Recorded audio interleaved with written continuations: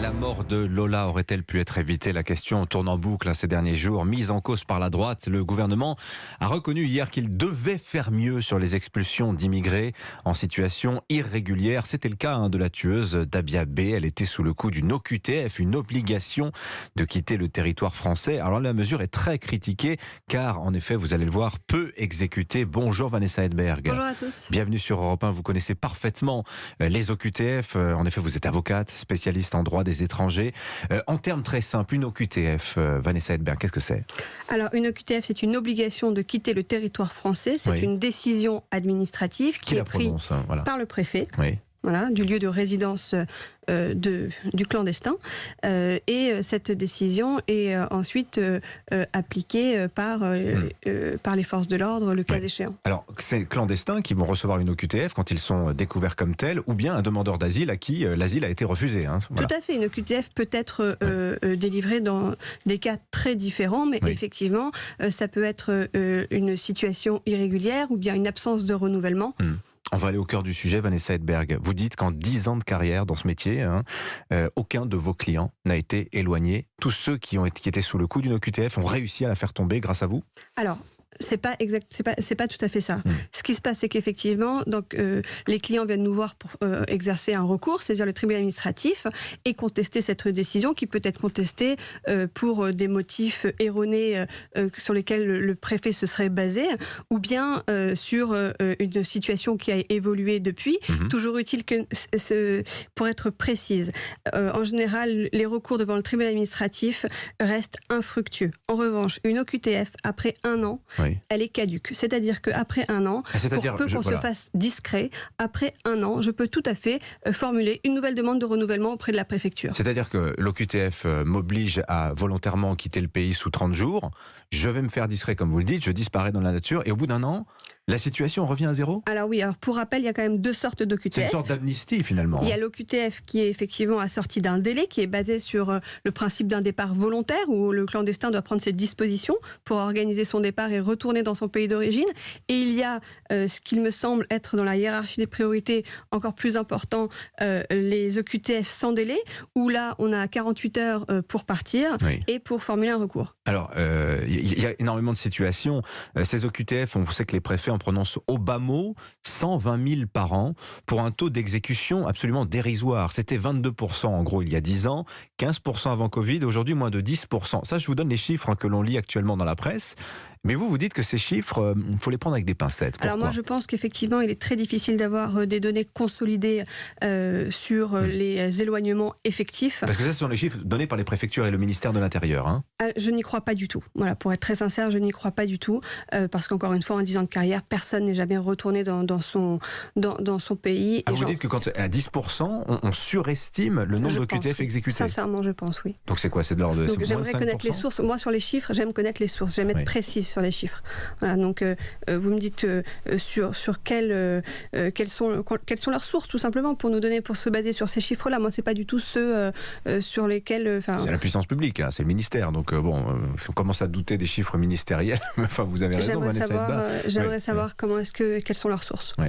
Mais comment on en est arrivé là? Est-ce que est-ce que quand l'OQTF a été créé initialement, on a prévu un nombre important de recours pour permettre évidemment à celui qui est en situation clandestine sur le sol français de se défendre, ce qui paraît normal.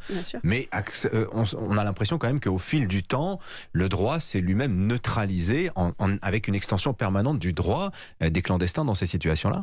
Alors là, l'OQTF revient sur le tapis, mais je pense qu'il faut avoir une vision beaucoup plus globale du droit des étrangers. Encore une fois, la préfecture ne se conforme pas au droit. Je vous donne un exemple typique et infiniment important, et j'appelle les membres du gouvernement à nous répondre sur cette question. Pour pouvoir, constitue une infraction pénale d'embaucher un sans-papier. En revanche, pour pouvoir être régularisé, nous devons produire 24 bulletins de paix. Est-ce que vous voyez l'incohérence entre les demandes administratives et la loi? Donc en théorie, un employeur n'a pas le droit d'embaucher un clandestin, mais un clandestin, s'il peut produire 24 fiches de paye, pourra être régularisé. A tous les droits de se faire régulariser. À une admission exceptionnelle au séjour, exactement. Donc, comment on explique ces contradictions, Vanessa Edberg? Il ne l'explique pas. Je me suis déjà entretenue à plusieurs reprises avec différents membres du gouvernement et des politiques. Ils n'ont pas d'explication, malheureusement. C'est un désordre inouï et effectivement, je pense qu'il y a une réforme profonde à reprendre à la source, mais il faut aussi se baser sur le droit communautaire parce qu'au niveau des droits des étrangers, nous sommes tenus à des directives, notamment la directive retour, et nous ne pouvons pas faire l'impasse sur Qu'est-ce que c'est la directive retour? La directive retour, c'est notamment sur l'IRTF, donc l'interdiction de retour sur le territoire français, qui donne des mesures précises à laquelle la France doit se conformer. Et il est infiniment difficile pour nos politiques de pouvoir se conformer à ces directives et d'envisager de nouvelles mesures. On pointe souvent du doigt le manque de coopération des nombreux pays d'origine des migrants clandestins, notamment celui de l'Algérie, avec une très faible taux de délivrance des laissez-passer consulaires, mais c'est une toute petite partie du problème, si je vous ai bien compris. Alors, selon moi, c'est une infime partie du problème. Encore une fois, les laissez-passer consulaires, c'est vraiment, je dirais, 0,1% des raisons pour lesquelles les étrangers ne sont pas éloignés de France. Parce qu'en réalité... Les raisons sont internes. Les raisons sont internes. Le laissez-passer consulaire, c'est le dernier obstacle, si je puis dire, avant expulsion. Et avant, il y a un nombre d'étapes de raisons internes à la France qui font qu'effectivement, ils ne sont pas éloignés. Vanessa Edberg, vous plaidez pour une réforme du droit des étrangers. Bien sûr. Qu'est-ce qu'il faudrait faire? Simplifier, nettoyer, retour à zéro?